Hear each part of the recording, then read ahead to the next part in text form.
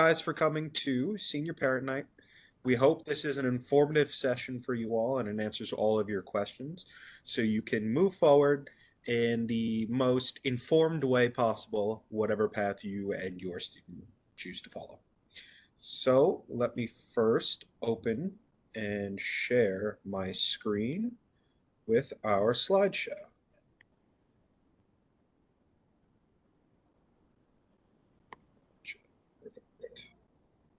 And let's share.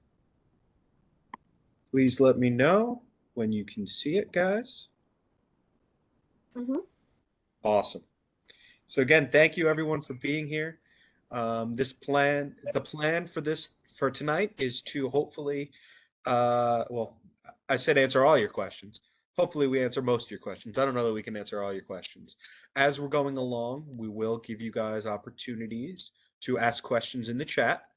We will be responding as the presentation continues. And at the end, we will also have an open Q&A for everyone to participate with. So let me first introduce two of our counselors, two of our panelists today, Mr. Brian Clyburn. Good evening, everyone. And Mrs. Danielle Mooney Chavez. Hey, everybody.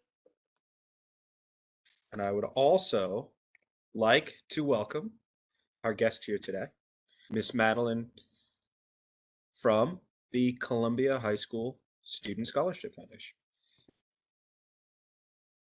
Me? Hi, everybody. I'm Madeline Togetman, and I'm the president of the Columbia High School Scholarship Fund. Yes, the high school has a scholarship fund. We're a local nonprofit organization that raises money to help students who have financial need.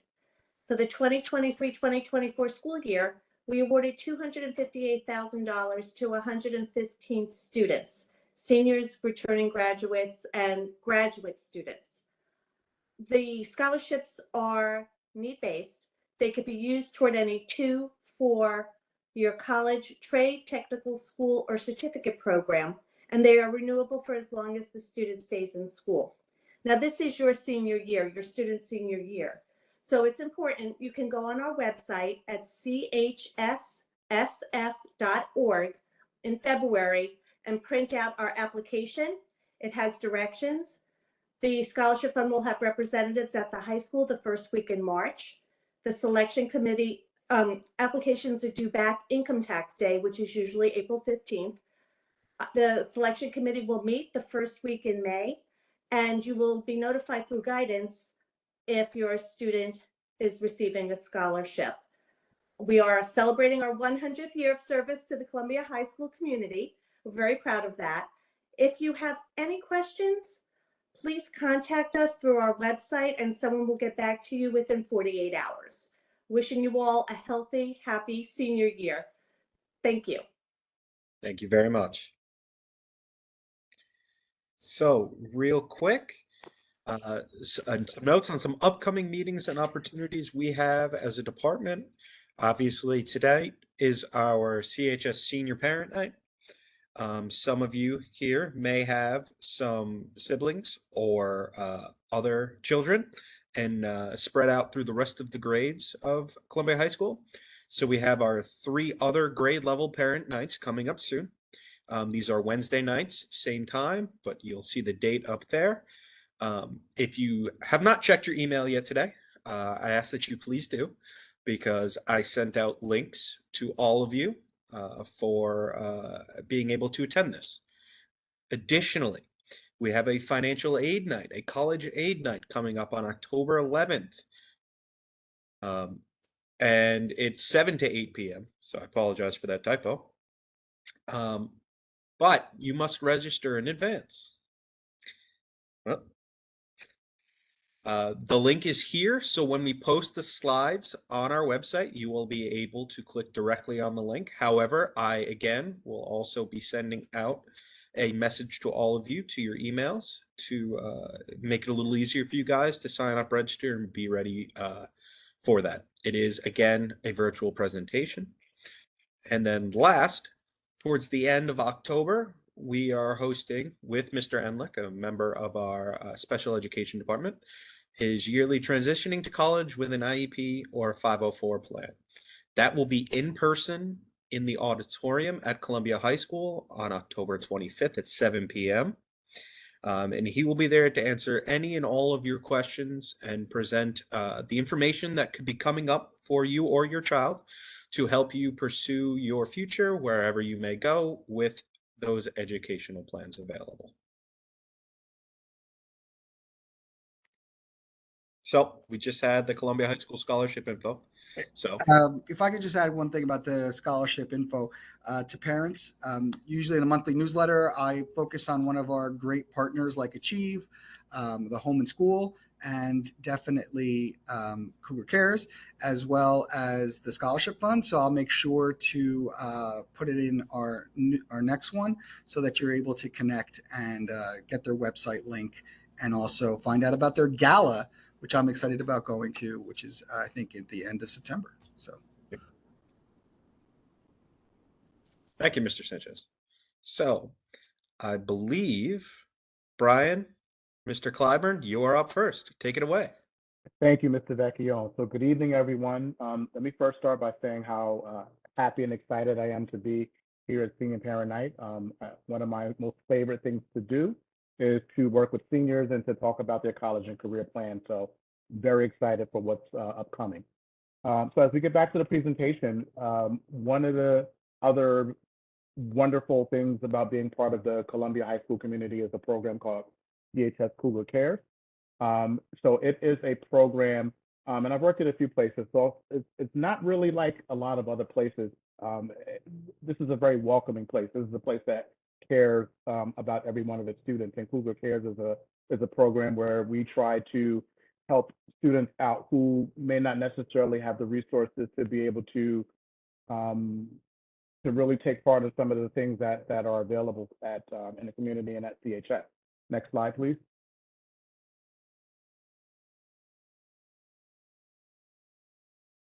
So Cougar Cares basically is it's an opportunity for the stakeholders in this community to assist students. Some of the things that Cougar Cares is has been responsible for in the past is they provide snacks throughout the usually at the beginning and end of the school day for students. They have done things like food truck events. They help out sometimes with senior expenses. And one of the other things that I really enjoy are the teacher appreciation activities, such as like the holiday cookie night, cookie drive. They do the teacher appreciation brunches. So those are things that we all look forward to. So and Cougar Cares is part of our our Columbia High School Homeschool Association. So please don't forget to become a member. If you can look at the slide here, the website is listed. Some of the other things that, in addition to Cougar Cares, that the HSA is responsible for, they provide us with updates about what's going on in the school and in the community. And to be frank, with the e-blast, which a lot of us get, there's so many things that happen at Columbia High School. Sometimes I don't know everything. So the e-blasts are perfect. And if you're not receiving those, please make sure that you sign up. Again, HSA, one of the great things about being part of the Columbia High School community. One of the other things I want to talk about is student eligibility for free or reduced lunch. The free and reduced lunch program is a federal program. The link is at the bottom of our slide here, as well as on the South Orange Maplewood School District website. And so it is obviously for students and families who may not have the resources to make sure that students are getting a nutritional lunch every day. So please make sure that you sign up. Even if you're not sure if you're eligible, please fill out the application, and someone will get back to you to let you know if you're eligible or not. And for the free and reduced lunch, it's not just about the free lunch, but also there are other resources that come with being part of the free and reduced lunch program, such as SAT waivers, such as college application waivers. And it's also, again, a gateway to some of the other things that the Cougar Cares program does for our students. So if I believe you have to complete the application every year. So if you haven't yet done that, please do that. And if you have never done it and you think you might be eligible, please fill out the application. And if I could just add, Mr. Clyburn, my secretary, Ms. Hernandez, will usually send out a Google form to all seniors in October, and just letting us know about some of the costs that inherently come with senior year, like yearbooks, if a student wants to, prom, things like that. We have such a great relationship with Cougar Cares, the school district, for all students with for free and reduced lunch will receive a free yearbook, as well as Midnight Madness and prom. And then our Cougar Cares helps us out with Midnight Madness as well. So that's one of those things that we try to do to make sure everyone enjoys their senior experience. Thank you, Mr. Sanchez. Okay, so the Columbia High School Library, we're just going to talk a little bit about. Next slide. So for students who are in grades 6 through 12, each student has their own Power School account. And so especially, students in high school, they tend to use it a little bit more than in the middle school. So for students who are having issues with their Power School login, they can see one of our librarians. They can see Ms. Suzanne Ung or Mr. Jeffrey Cosgrave if students are having issues with their Power School account. And for parents, if they're having issues with their Power School login, then you can please send an email to Parent Portal Help at somsd.k12.nj.us, and someone will get back to you. Sometimes there are a lot of requests, so we just ask that you be patient and someone will get back to you. Next slide. One of the other things that is a part of the technological resources that we have are what we call our Google Suite. And we have something called a Google Single Sign-On, which is for a student who is in the district, their Google Sign-On also, it works with their Gmail, it works with the Canvas, library, catalog, the Google Drive, so it works with everything. So students can also email chslive at somsd.k12.nj.us if they're having issues with their Gmail accounts and they need to reset those. Next slide. And then one of the other things that are as part of our technological suite is the our ebooks and databases, which can be accessed at the macinvia.com website that you see on the screen. Next slide. So for our one of the great things that I like about our library is that it's very accessible. So for students who are interested in using the library is open from 7:50 a.m. to 5:15 p.m. Monday, Wednesday, Thursday, and Friday. On Tuesdays, due to staff meetings, our library closes at 3, but it reopens again at 4:30, and it's available from 4:30 to 5:15. I'm not sure.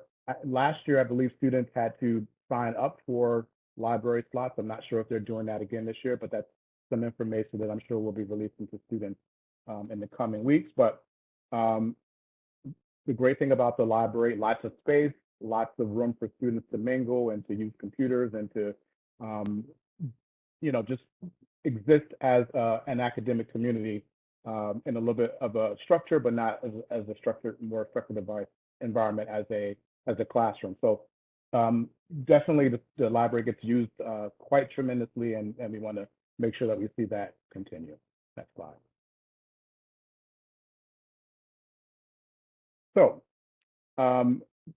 one of the things that we want to just reiterate is the counseling department has a website, and actually a very functional website that students can and families can use to check out lots of different information, such as information about the counseling team. One of the new things this year is that we have, in order to service our freshmen in a more direct and specific way. We have 2 counselors who are dedicated specifically to freshmen during our Freshman Academy Without Walls.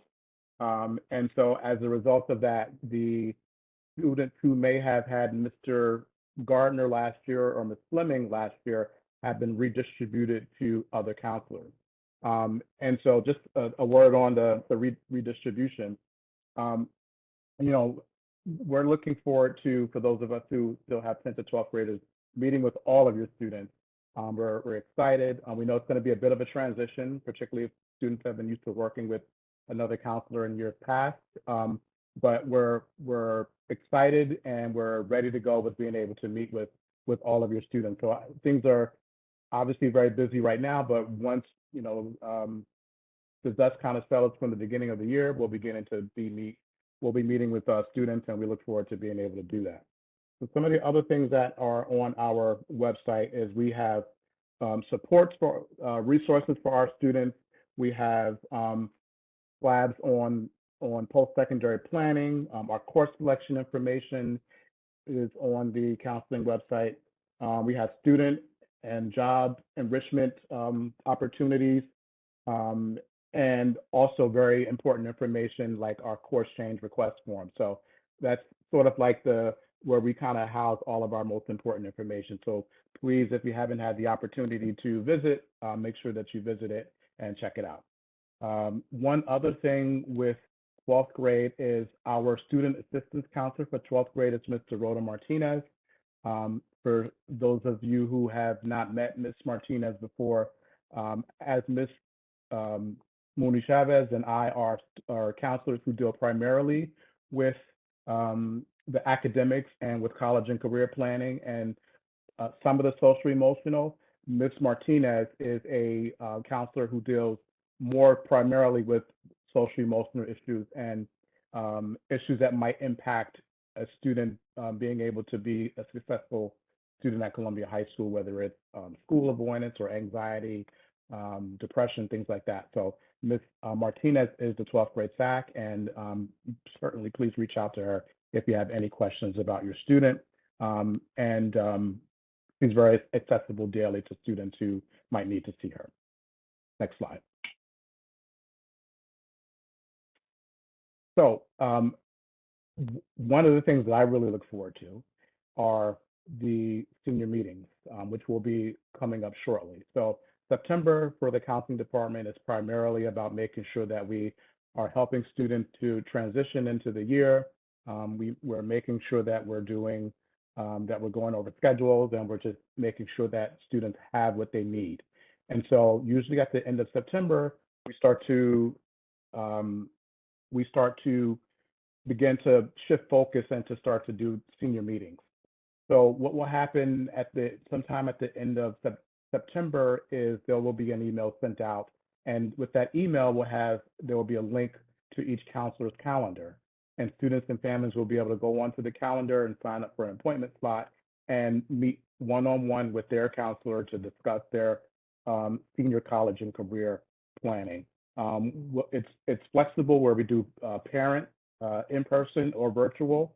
I like having the virtual option because it allows people to be able to access the meeting maybe in a little bit of a more flexible way, because you don't have to necessarily be on site and you can do it on a lunch break or things like that. So I'm all for the virtual option. And so we'll be going over the college and career process. We'll be going over graduation audits to make sure that students are on track. We'll make sure that the seniors have everything that they need to, keep going into their senior year and get everything that they need. Next slide.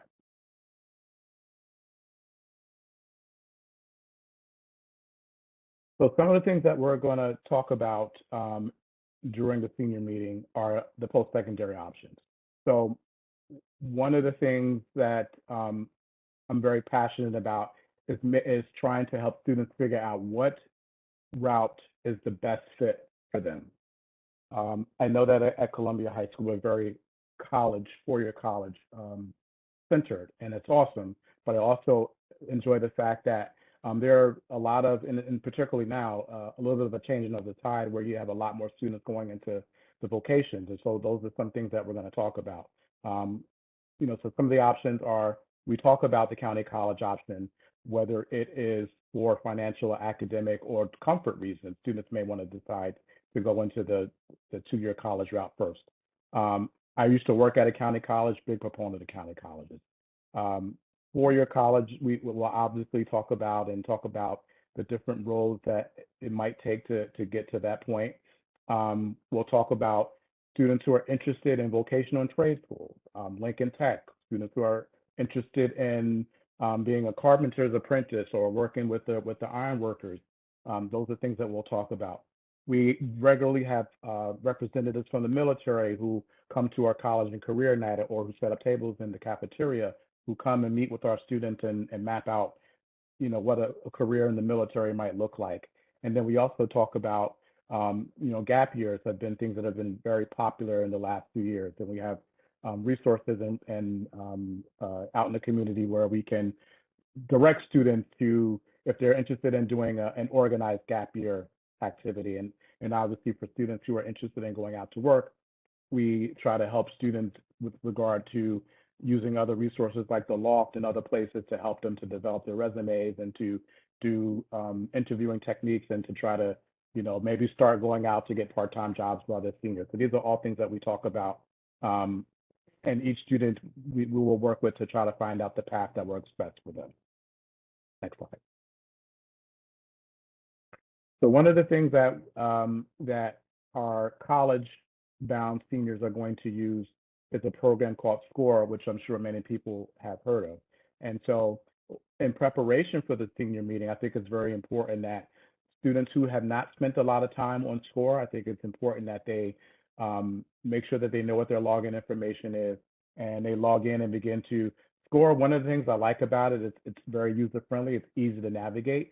And so one of the things that I'm going to suggest is that students take some time to log in and to look around and to get a sense of how to use the different interfaces that are there. And I think that's important because then they won't be seeing it for the first time when we sit down in the senior meeting and we start to go over some of these things. One of the things that I'm going to suggest is for students to look at is there's a part of SCORE called My Colleges.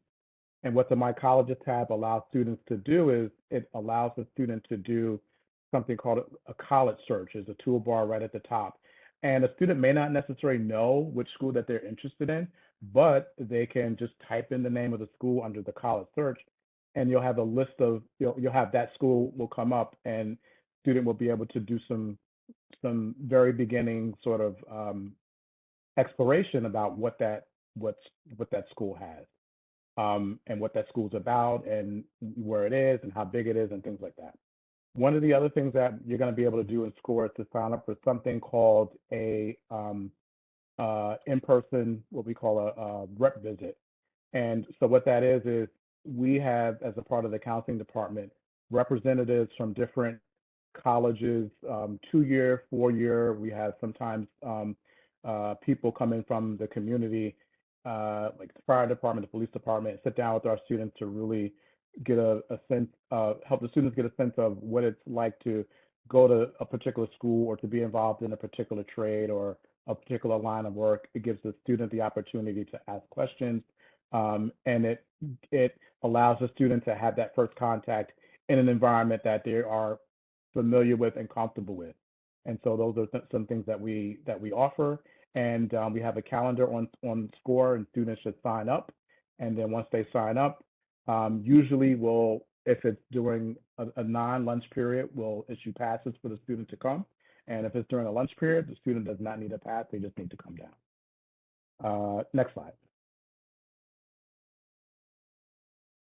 One of the other things that will, and I'm not going to touch base, not going to talk a lot about it, but one of the important things that we try to help students do during the senior meeting is to find, what path is going to be the best for them, for what they think is the best path for them. And then once they figure that out, if it's college bound, Then we talk about what school might be a good fit for you, and what are some things you're going to look at. Are you going to look at location? Are you going to look at size of the school? Are you going to look at what types of majors the school offers?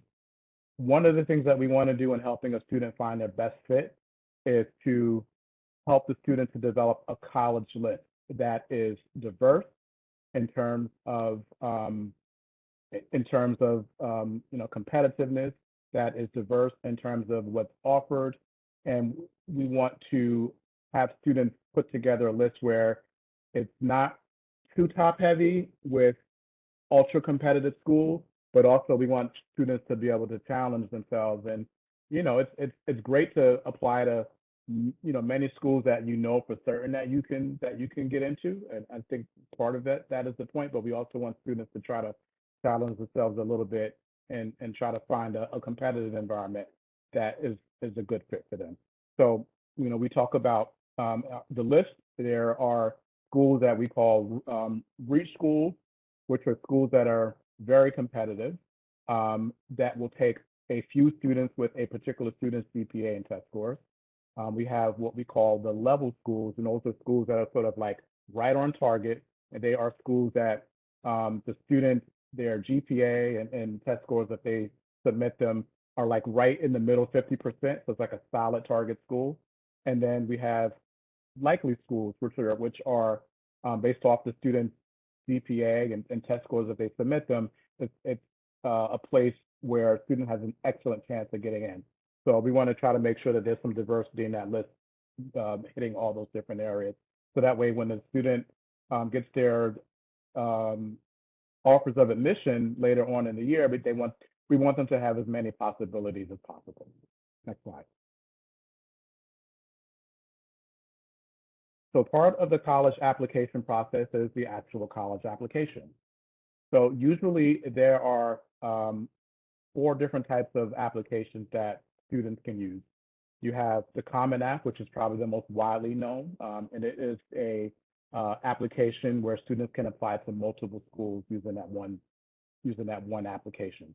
Coalition application is very similar in that not as many schools belong to the coalition, but it's the same concept. You can apply to many different schools using that one platform.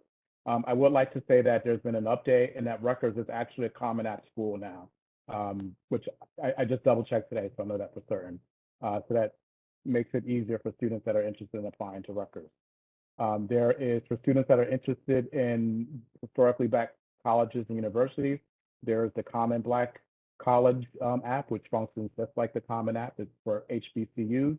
And then there are some schools that don't take the Common App, that don't take the Coalition, that don't take the Common Black College app. They have their own website that's the application that's on their own website, and students will use that. Next slide. So part of the college application process, and I would argue a really big part, since a lot of schools have gone test optional, is the essay. And so the essay is the opportunity for a student to help the reader of the college application get to know who they are, what they're about, what their philosophy is, and it's about what a student can tell them that's not on the college application. And one of the things that I would strongly suggest is for students who haven't started to write their college essays, this is the time now to begin to start to put together rough drafts. So that way, when it comes time to submit the application, they're not worried about not having time to finish their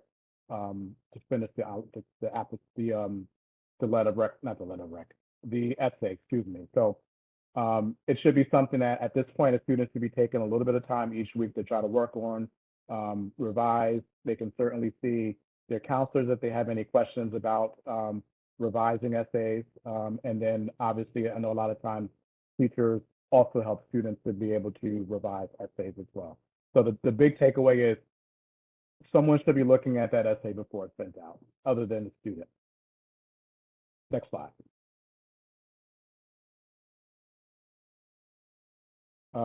Basically covered this. What do we want colleges to know that isn't on the college? It's the opportunity for a student to be able to really talk about who they are. And so we want students to be able to show, to come through in their essay and paint a vivid picture of who they are. Next slide. So usually for the Common App and college essay process, there, for the most part, could be two types of essays.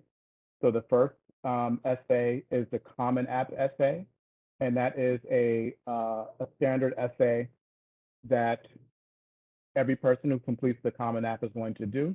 Usually it's usually about 6 prompts or so on a different topic, and the student can choose the topic that they feel best represents them. And there's also a kind of craft your own essay if you don't want to use any of the other prompts, where a student can craft their own essay to help the reader of the application get to know who they are. Next slide. And then the other essay is something called the supplemental essay. And basically what that is a lot of schools have, in addition to the Common App essay, they have an essay that is more specific to that school, and the questions are more specific to that school. And so it'll be a little bit of a different take on the regular Common App essay for that particular school, to be able to get some other information about that student and allow that student to be able to be a little bit more, to elaborate a little bit more about who they are. Next slide. I'd just say one thing, if you can go back to that last slide about the essay too. I just added in the chat, since the Supreme Court decision banning affirmative action, what we have seen in probably the last couple months from very highly selective colleges is that they've added essay questions to talk about identity. And so that is, I think, if I just put a link here from a New York Times article that focuses on that might also help for those students of color who are interested in being able to demonstrate that, now that the court has no longer allowed colleges to use that as a criteria in admissions. So please keep an eye on that. We, of course, are keeping up with what's happening on a weekly basis on this to see how we can help our students. But I just wanted to make sure, since you mentioned the essay, that's something that we definitely talk about, Mr. Clyburn. So sorry to interrupt, but thank you. No, thank you.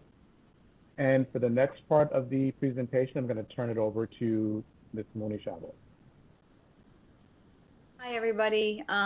2 quick disclaimers. One, those of you who know me knows I have 3 small children happen to be home with me while my husband's at back to school night. So a new Disney movie dropped. I thought I would be okay, but my little one seems to keep sneaking down. So I apologize in advance, but I will keep the information flowing. And then I just also want to acknowledge the fact that this process is a lot, especially if it is your first time, or it's not your first time at the rodeo. It's overwhelming. Please know we are here. Yes, we had the junior meeting. We'll have the formal senior meeting next month, but we are always here to answer any questions we possibly can. I know there's different platforms and it's a lot to take in, but it will be okay. We get everybody there. We're all, in this together, as corny as that is, but that's the truth. So we help each other out. And really just to clarify, because I know there's like a few confusing things. What Mr. Clyburn just talked about was the Common Application. So that's the portal or platform where the student actually does the application. Just so you know, the teachers can't see that and counselors can't see that. Okay, so that is the place where they do the actual direct applying to the college. Okay, and then they'll write the essays in there as well. And again, as Clyburn mentioned, some colleges will, require their own little platform, whatever. It doesn't matter. That's the application piece. SCORE, how that comes into play is that's going to be, as juniors, it was the place where you could research schools. Now it's going to be the communication hub between your student and us, and then us to the colleges. So it's where we will send the supporting documentation to this. So the application and essay, that's the major first piece. That's from the student. The supporting pieces, that's on us. So that would be a counselor letter, teacher letters, and the transcript.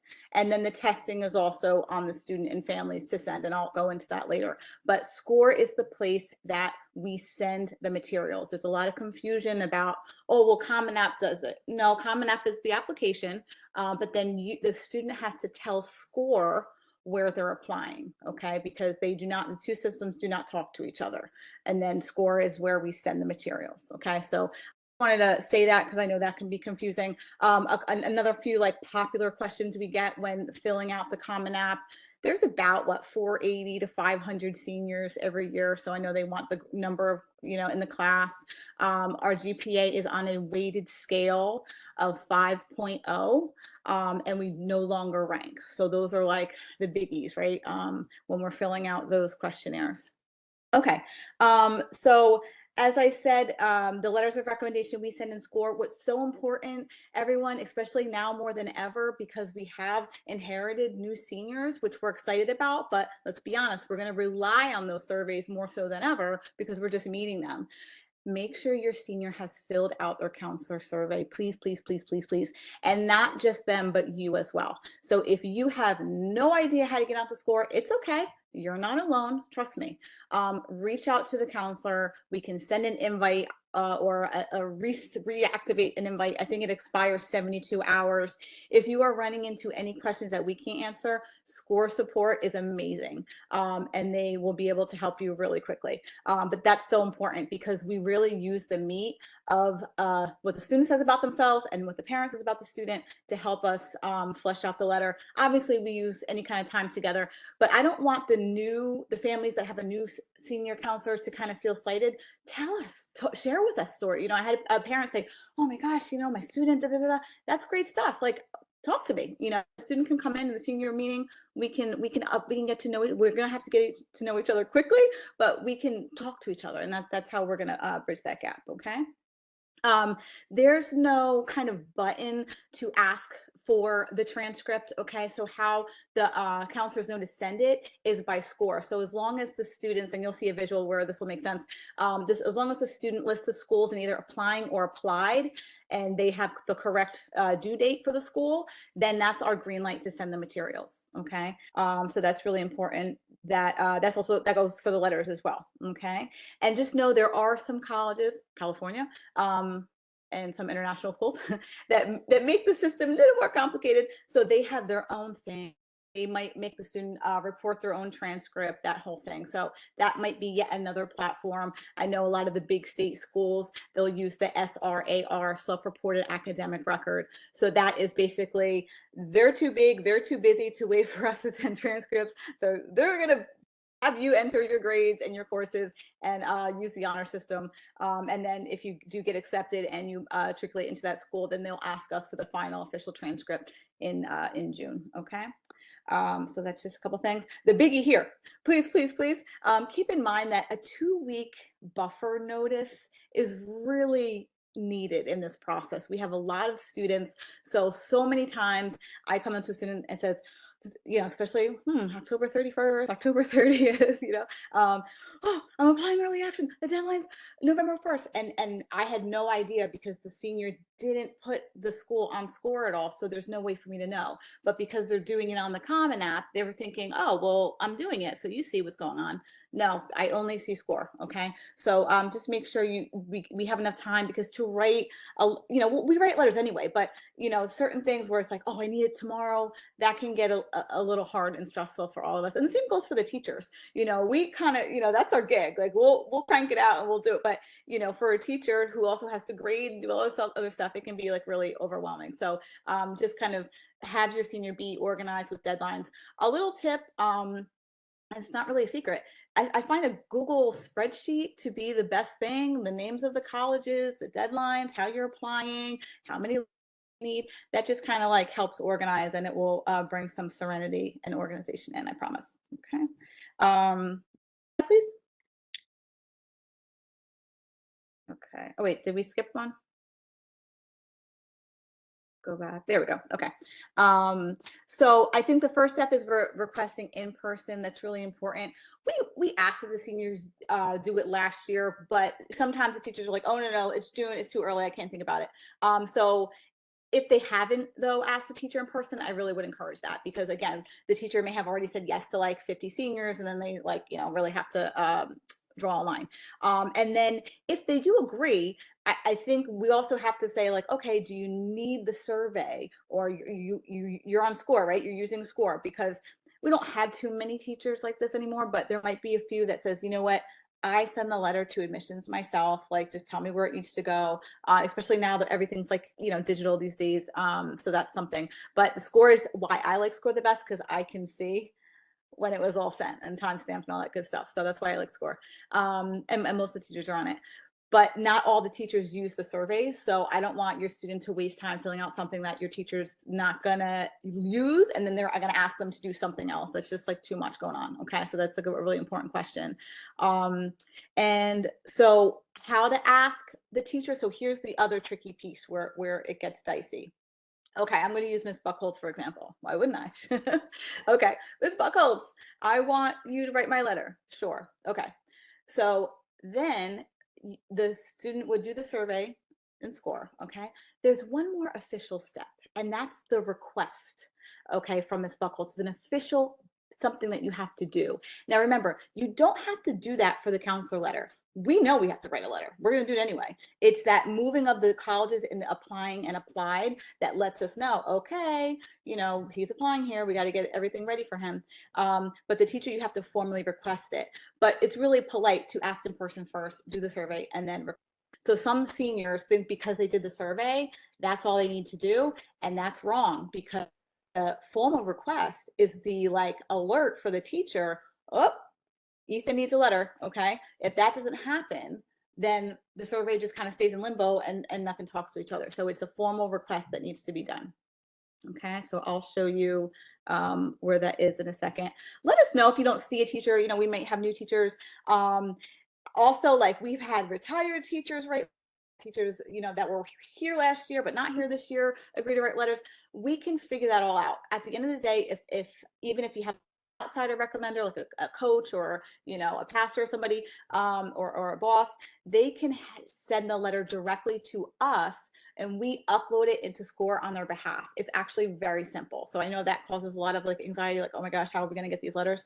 So that's something that I just wanted to put out there as well. Okay. And if you don't see the teacher, we can add them. Okay, next slide, please. So this is what it looks like visually here. And this is what I do love about SCORE. It's just prettier than some of the other platforms. So you have the 3 buckets or columns, as I like to call them. That first column to the left, that was kind of like our sophomore, junior stage, right? We're thinking about the school. We're going to put some things, maybe mom's suggesting some, maybe Mr. Clyburn suggesting some. But now the middle column is like, okay, this is my list. All right. So you can either drag, let's say I am going to, apply to Caldwell, I can just add a new school that I wasn't thinking about, and now I'm thinking about it. Okay. What's really important for us, as I said, this is our communication hub between you, your student, and us. So if this is messy and out of date, that's going to throw us all off, because now we're like, oh my God, the student has 15 colleges with November 1st deadlines, and we're getting everything ready. And they're like, oh, I'm not applying there anymore. Get it off the list then. Okay, let's clean it. Let's make it accurate. What I do like about SCORE also is that when you're done with an application, there's a done bucket that you put in the 3rd column, which is really nice. Okay, so then we also will have the deadlines there, and where you actually request the teacher letters. There's a little blue box that says application documents. Next slide, please.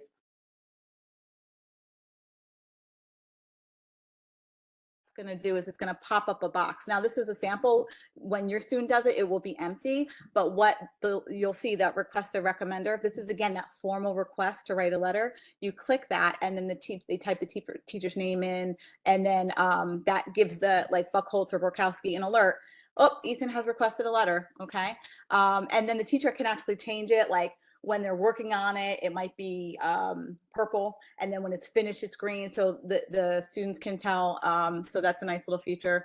Another thing I will say, it's really important, and I'll say this just about everything. It's so important that that your student knows the requirements of their college. Okay, the colleges are all different. They change all the time. There's no way for us as the counseling team to keep up with all of it. So it's on your student to know, oh man, my college will only read one letter. Oh my gosh, but I have 2 teachers writing me a letter. So how do I know which one goes to the one that only takes one? You can actually put the filter on score. So that's something where when you, let's say you have Carol Booker here, there's like a little that will say, put Miss Booker's letter only to, you know, Lafayette or something like that. Okay, so there's a way to put those filters on. I don't think there's too many colleges like that, but there are some. So you definitely want to do your research, because how score works is like, okay, my letter will be there, the transcript will be, the letter will be there. And let's say Borkowski writes his letter first, but the student really wants Buckholz's letter to go. If I hit send because I'm ready and it's, I want to be done, then Borkowski's letter is going to go to the school, and then they're going to actually, and I know this sounds like stressful and whatever, but know that you can try it here. And if you didn't, the student didn't do it, or it's too confusing, sometimes I just tell my students, just tell me, dumb it down for me, give me an email, give me a little chart, tell me exactly what letters you want to go where, and that's what I do. If we spell it out for us, we will do it. Okay, next slide. Okay, and this is just kind of showing the different features. So on this top right hand corner where you see that little CHS emblem, that's where you can find the different surveys, right? The parent survey, the student survey, that's so important. You can see the events that are coming up as well. Next slide. And also know that that event, the college visits, you know, they're happening now. So students will just kind of sign up for it on SCORE. They come outside our office. We have in the hallways these passes. They'll take a pass, show their teacher that you give them a heads up they're going to be missing for college visit. They get like an activity code when they miss the period, and it's a great way to get information, make an impression. So I really recommend it. And a couple of special programs that I just wanted to mention. EOF, this is for students who are free and reduced lunch. If you're applying to a school in New Jersey and you think you may be free and reduced lunch, please click the yes box for EOF, because there is funding here, there's programming, and so that's really important. And then if you have any athletes applying, you definitely want to visit ncaa.org, make sure you go through the eligibility clearinghouse and all that fun stuff. Okay, next slide. Really quickly, the different ways in which you can apply to school. We know the early bird special, as I like to call it. So that deadline and early action deadline, they're about the same. They could be like November 1, November 15th, but the main difference is ED is, hey, I'm going, you're my school. If I get in, I have to go. It gives you a little bit of extra credit cushion, a little bit. I know there's a lot of like mystique around, oh, but is it need-based and da-da-da-da. But that's basically, you know, a way that's binding. Early action is non-binding. So if your student gets in, they do not have to go. I encourage early action where they offer it. I just think for the big picture, it's the least amount of stress, because you find out around the holiday time. And if it's not a decision you want to hear, you then have that regular decision window to play with. So regular decision, those deadlines are usually January 1, February 1, even March 1.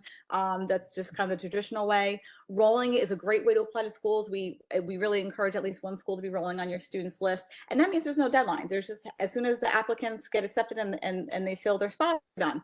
A lot of times they don't want letters of recommendation. They might have you self-report.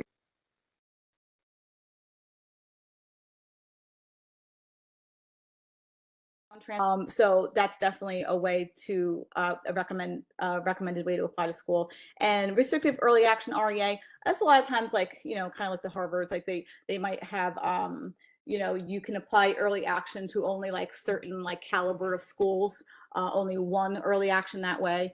Like you couldn't apply to like Princeton and Harvard, both early action. They would have like a restrictive early action. So just kind of look into that. And yeah, so next slide, please. For the testing, again, we don't register students for SAT or ACT. That's on the students to do and families. We can help, you know, I've definitely helped that. But it is the student's responsibility to report the scores. We don't do it as a counseling team. You know, especially nowadays with schools still being test optional, going through class of 2025, it is the student's responsibility to report those scores. But the same thing goes with College Board or ACT, that you would treat us or the teachers. Don't do it the night before. Give them, you know, give at least 2 weeks buffer for them to process the request and get it to the schools. Okay. And I know there's like this, like, oh, well, does everything go in one swoop? No, you know, the student applies and things will get there. You know, it doesn't have to be this pretty little package. Okay.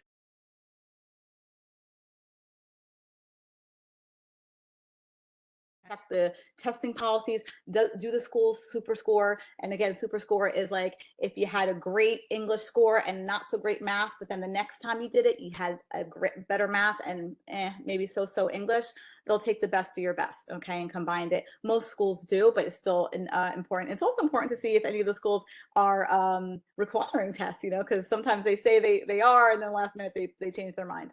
But fairtest.org will give you that complete list, okay? Next slide.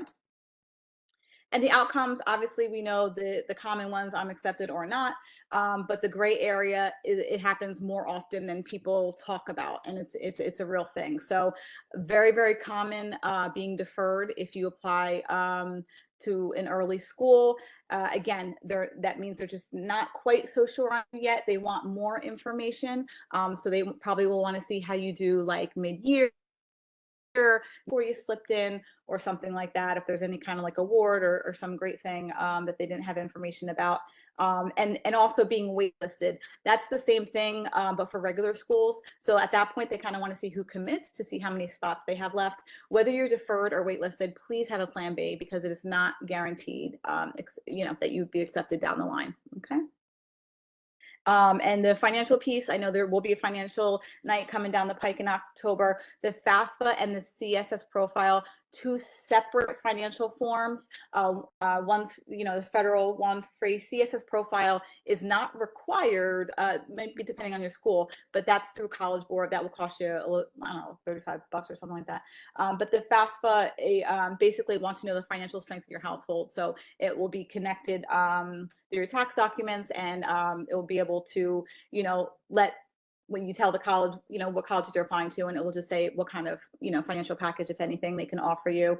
CSS profile, they ask a little bit more detailed information, like for instance, and this is because the schools that require the CSS profile are more private and selective in nature. So they might have more like funds and donations and scholarships to give out. So you may be ineligible for any monies on the FAFSA through the federal level, but eligible for some free monies through the CSS profile. Okay. Okay. And last but not least, we have to woosah. Okay. So really just take care of each other, take care of your kids, give them love. They're going to need it. We give them love, we feed them and all that good stuff. So it really is like this journey up and down all around. But I said, we will be okay. We're going to help you guys get there. Okay. Yes. Heart. Let's remember. So at this point, I know I rambled and we had a lot of info, but if there's any, I think we're ready for the Q&A. Next slide. You can throw anything in the chat.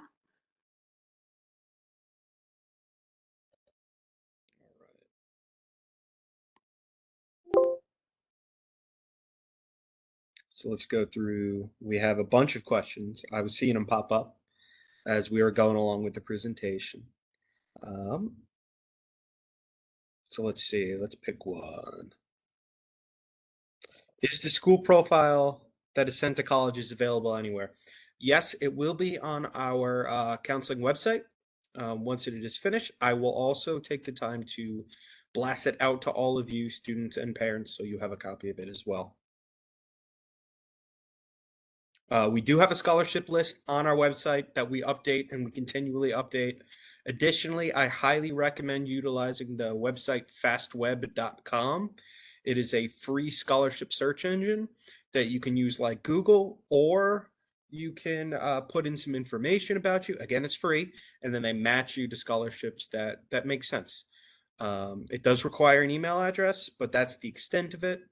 But I've had success with students in the past. You know, if they type in the search bar left-handed, it'll then present all of the scholarships for left-handed students. And believe it or not, there are things like that out there. I just wanted to speak to one of the questions about like not being able to get teachers to commit to writing, chasing them. Have them talk to their counselor, because sometimes it's easy to kind of strategize and say, hey, is this maybe, you know, I mean, we normally don't get involved with that. It depends on kind of like how many times the students tried or whatnot. But we definitely work together in navigating that. And there's been some times where I hear what the student has done and maybe I've done, and then we pivot. Sometimes we're like, hey, you know what? We might have to kind of reassess this. So it's not often a case, but especially, I'll be honest, the first 2 weeks of the school year, no one in the building, I hate to say this out loud, is really in the college mode right now. We're like, let's finish the schedules and learn. But as soon as it does settle, we immediately dive in hard. So that might be also, you know, the kind of teacher experience that they're having right now. I don't know if anyone has Power School up. I'm typing it in. I want to say it's 480, but I might be wrong. The number of the senior 414. 414. Okay. That Actually depends because yeah, I think there's yeah. about 650 students who might be a couple credits short, you know, from Yeah. summer school and things like that. So the graduating It doesn't class, have to be an estimate. That's a fluid thing. So I like Very 40. fluid. I mean, 500 is average, but I think it's close to that. Yeah. that's why I said hover. Okay. Yeah. Also, for the GPA question that popped up, there's two of them. One is what is our scale out of? Our weighted scale is out of 5.0, and our unweighted scale is out of 4.33. As far as which ones the colleges would like to have, usually they take both. They get both on the transcript. But if you're holding me to the fire for one, my recommendation would be weighted, simply because that takes into account the rigor level of the course, AP, honors, etc. And unweighted doesn't do that. It treats all of them as the same. So that gets them a little more of a specific understanding of your student's academic career so far. And another question, how can, if I'm a senior with a new counselor, how can I just get email, drop in, listen, squeaky wheel gets the oil. I'm meeting all these great seniors that are coming in about schedule complaints. And I'm like, while I have you here, take a seat. Who the heck are you? Talk about yourself. So email, drop in. We want to get to know these seniors too, guys. Don't forget, it's a two-way street. We just got them. So we want to know too. Another question I had was, how do you know if the teachers wrote the letters? Again, in SCORE, when they go to look at it, it will be green. That's the teacher marking it. And if there's any question about that, we can always see it on our side. So if there's any, hey, I just want to make sure everything's in, have them come in, and we will check also. Okay. And in terms of the survey being due, don't worry, we're all a little behind schedule. We wanted them June 1st. I usually go through the summer and kind of remind my parents, I was so crazy this summer doing 700 schedule changes that I didn't get to do that. So the sooner the better, because the sooner we have the survey, the sooner we can really flesh out that letter. Okay. It helps us to get a different perspective. And sometimes you share information that's very helpful and allows us to be able to provide, you know, context to some things that the student may not. So that's why the parent survey is important. I believe someone asked what the purpose of the parent survey was. And then the other question was about transcripts. Mr. Vecchione, is that the transcripts for the seniors, is that still under scan documents in PowerSchool, or do they need to be uploaded, refreshed? I know we're not always synced with what the parents see.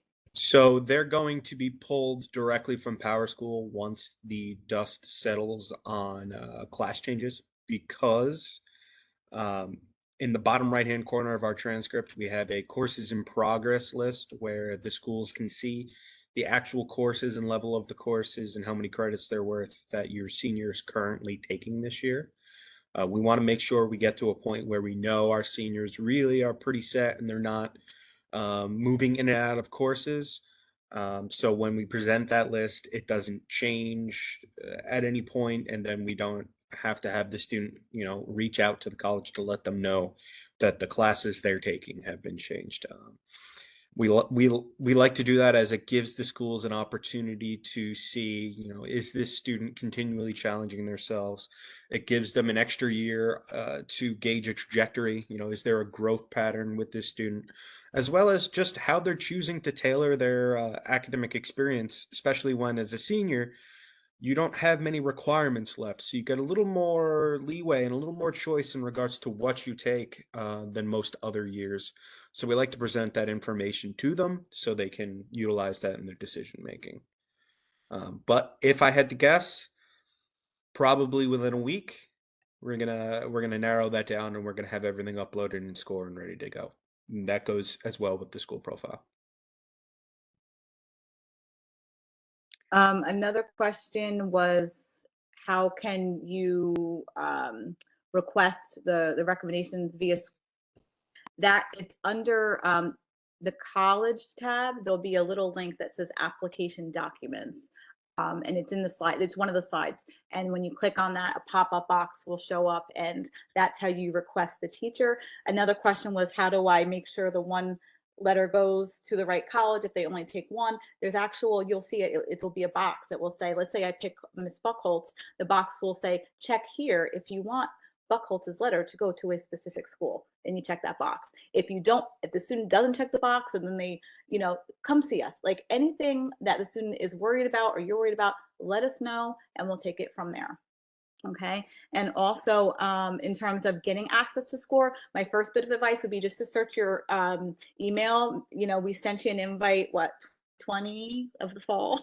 So see if it's in there. If you can't find it, just shoot us, your counselor, an email, and we'll resend the invite. I had a couple times where I couldn't do it because I did it too often, and SCORE was able to help us out, SCORE support. Okay. I would say even another step would be, because I'm going to be honest, I have about 250 emails in my inbox since last Friday. Just have your students stop in and say, hey, my parent needs access to SCORE, and then we can resend the link that way also.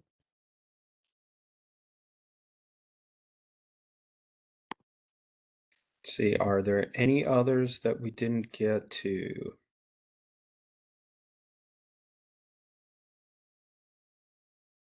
Will senior year first quarter grades be considered by colleges?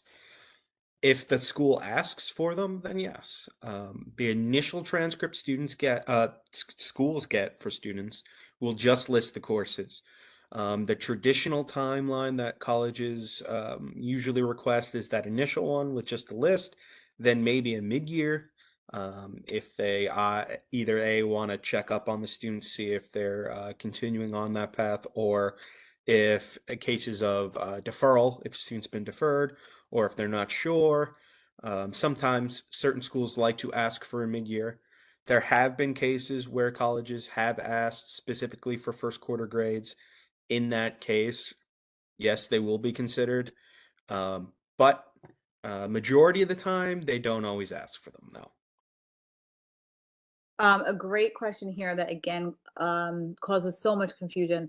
The Common App has a recommender section. Holy moly. So, and the reason they have it is because not all schools use a third party sender like Naviance or SCORE or Parchment. So, your students should do in that case, they put the recommender's name, and that's it. They're forced to put something. They don't have to put an email. But it's so confusing for them because they do it, it prompts them to do it, and they think that's how the letters are sent.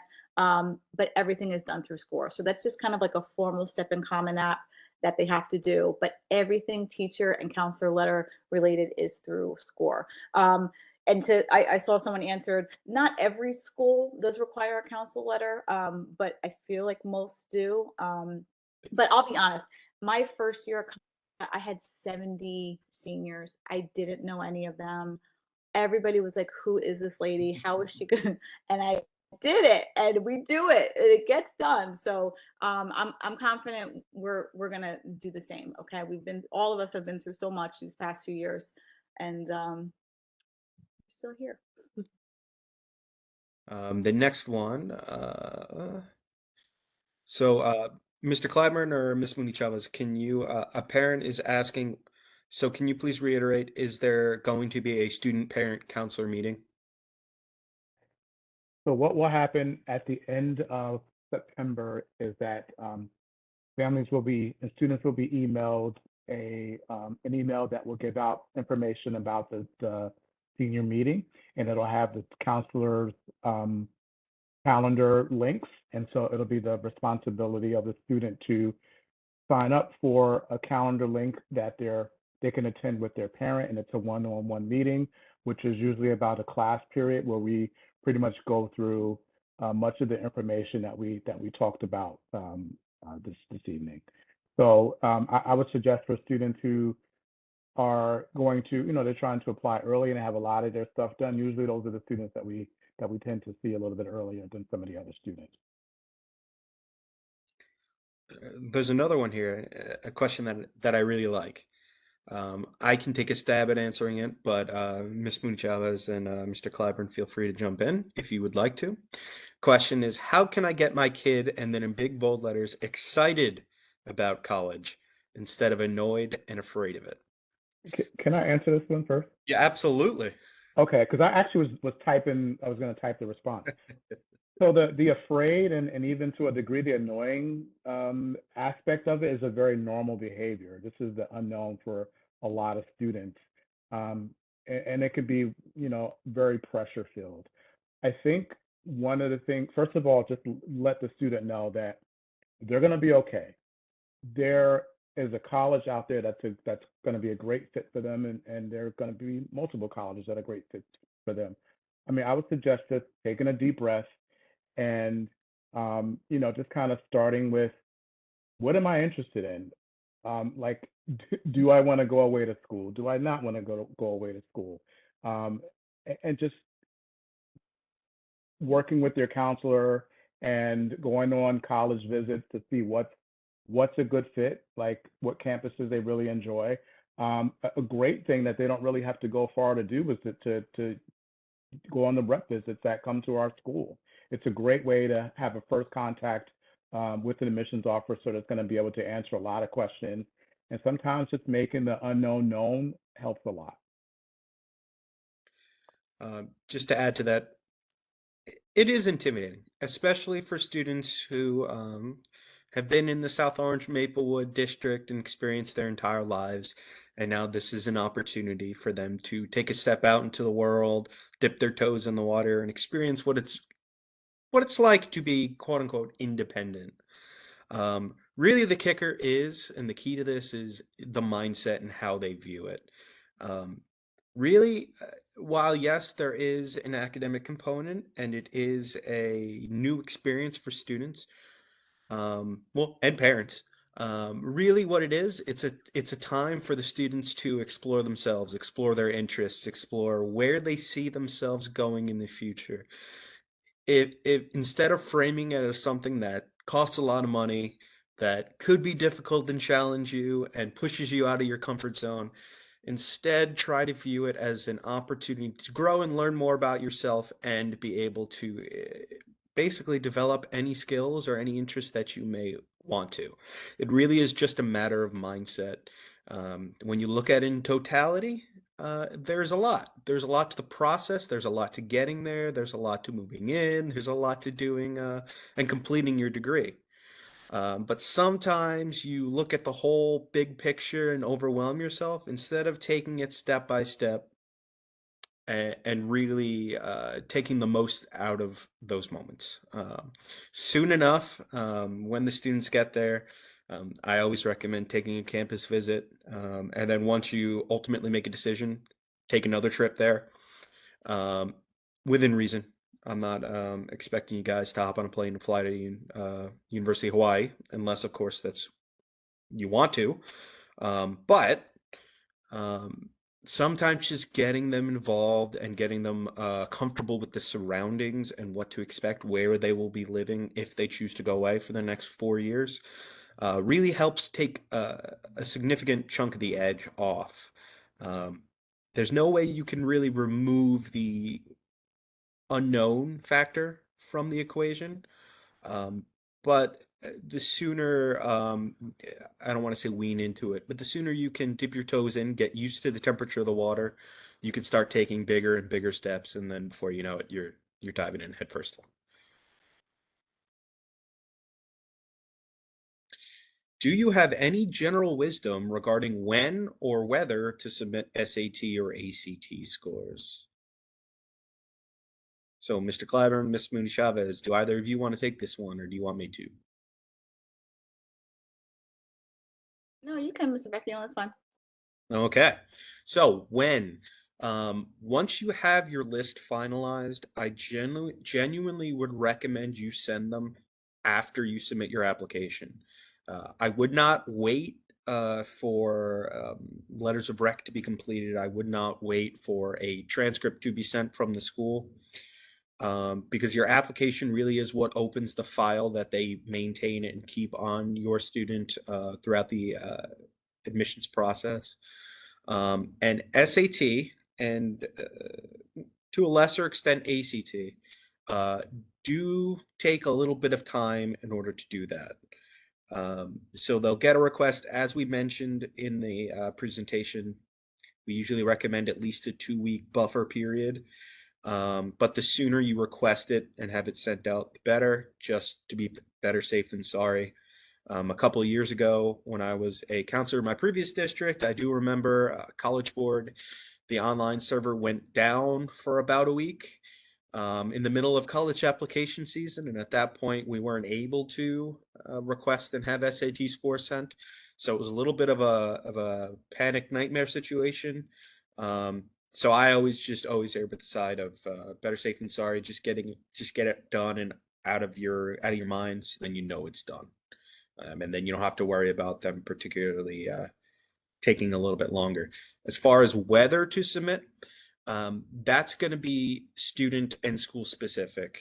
So as we mentioned before, Fair Test does show you SAT or ACT optional schools. However, some would give you the choice. You can choose to send them or you don't have to. In those situations, I would highly recommend using the college research tools and score, because schools report what their middle 50% SAT and ACT test score range is. So the same way we use it to discuss and figure out whether a school is a reach, a likely school, so a safety or a target, or as we mentioned in this level, same way that is, if your score is somewhere in that range or even much higher than that range, you might as well send your test score because it does show well on you. I'm not going to say that that's going to make or break things. Maybe 25, 30 years ago, an SAT score could make or break an application. However, if they do take it, it will be part of the equation. And it's just another check in the positive box for ultimately when they review your student. But they won't penalize you if you don't. If it's But optional. definitely, I agree with Mr. Vecchione, but I would just say, right, for the most selective or Oh, for sure. colleges, speak to your counselor, look at score. And that's the key thing, right, is to look at score and then determine if that would help or hinder their application. I think sometimes it's a double-edged sword. We have seen in the last 2 or 3 years of students not submitting their SATs, then only students who submit their SATs at a certain rate, which is kind of like creating an inflation, I think, for some colleges with this, and it seems intimidating. So I would definitely talk to your counselors. They're very good at this. I've been doing the same thing with my daughter who's a senior, and we're arguing about putting in SATs or not putting in their SATs. It's a bit of a challenge. I think it's been a curveball the last few years with this process. Definitely And I more just want to often add, trying. admissions in general, like there's so many different things that we don't know because we're not at the admissions table. So they might be looking for a certain demographic to increase numbers.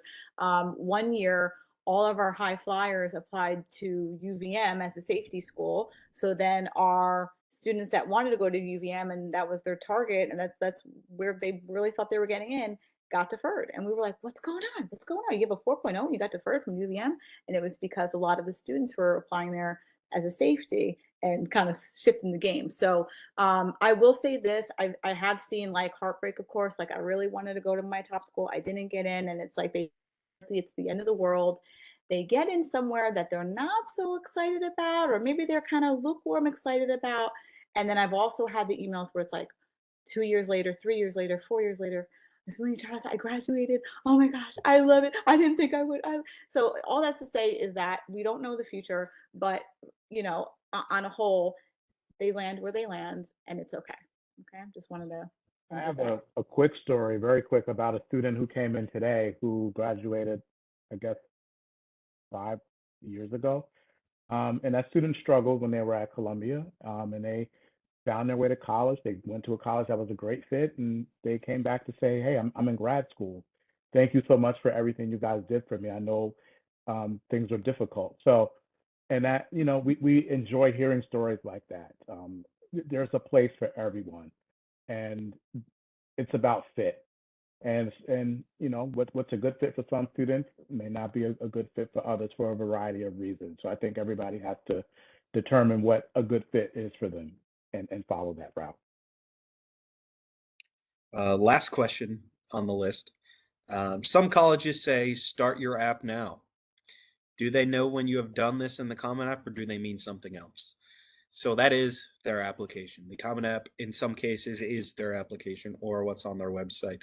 However, they won't see it and have access to it until you physically submit it at the end once everything is completed.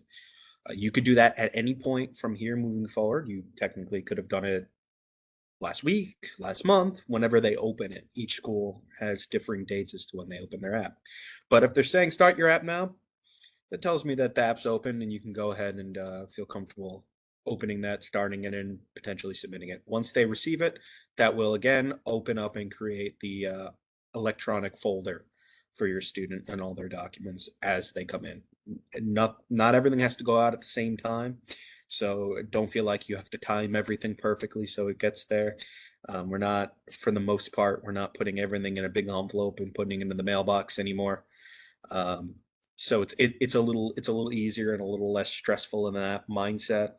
But the application is really what kicks everything off. And one thing we didn't talk about, like once your student does apply, there's yet another portal. And what's that portal? That's the college that they actually apply to. So let's just keep with UVM as the example. You're going to get an email from UVM. Thank you. Yay, we got your application. Woohoo. Here's your portal information. You log in, and that's the communication between the college that your student applied to and your student. So they'll say, hey, we got your application, we got your transcript, we got one teacher letter, but we're still waiting on one more. Okay. So that's another thing to stay on top of and have them check. And again, hopefully we have an email devoted just for college stuff, so it's not flooded with all that other fun stuff. I did see another question in the chat about what is the survey, where is it? So the survey, it's a great question. It's a questionnaire, basically talking about how lovely your student is, anything kind of challenging your student went through. Yes, guys, we can talk about COVID all day long, but I will say the colleges, if you mention COVID at all, it's kind of something like significant, right? And don't forget, we will write the letters too. We know what students, everyone suffered during COVID, but some students really suffered from COVID, and we know who those individuals are. And if there's a death or a displacement, or oh, my parents divorced during COVID, something that's like, wow, this is a little something outside of the curve. That's definitely something you can put in there. And the surveys are actually found when you log into SCORE. On the top right, you'll have a little icon, and it's like a drop down, and it will say surveys, and that's where you can find your surveys. Okay. Otherwise, I think there was a question about just to go back to if you got a link, invitation to score, I believe those invitations are 72 hours. So in other words, they might expire Yeah. after 72 hours. So just have your student, at least as of right now, because of the email situation, if you want it to be expedited, just have your student stop in and say, hey, my parent needs access to score. Can you resend the invitation, and we'll do that. And one more point, I do want to mention again that the presentation will be recorded or has been recorded and will be posted on our counseling website, as well as a copy of the slides that you can follow along just in case. And that's going to include the Q&A that we have just gone through as well, just in case something slips mind and you remember it was discussed. You can scroll forward and see what that is. So hopefully you should not have any issues accessing that. If at any point you do, you can feel free to, again, reach out to the counselor, or you can reach out to me directly. I'm happy to help in any way that I can. Otherwise, I want to thank you all for being here. I know it's been a little long, but it's a lot of information. It's a slightly intimidating process, but at the same time, it's fun, and it's really starting the writing of the next chapter of your students' story, so to speak. So we're excited for them. I miss college every day. I miss turning 18 every day, and I know what an exciting time it is for these students in their lives. So any way we can help, please reach out. Otherwise, thank you guys for coming.